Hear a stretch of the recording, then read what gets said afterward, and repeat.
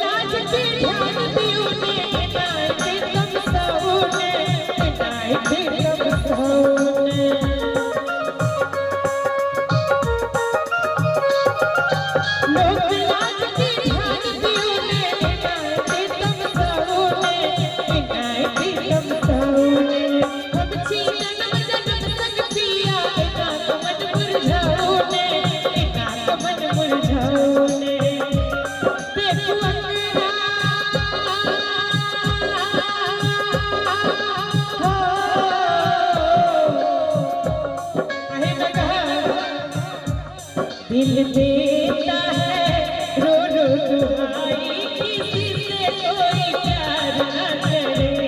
दिल देता है रो रो दुहाई, किसी से कोई प्यार न करे। किसी से कोई प्यार न करे, किसी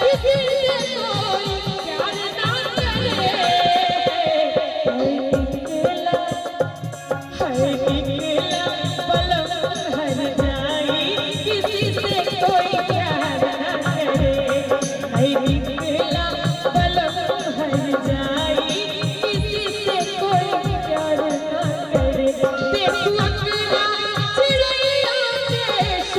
करे।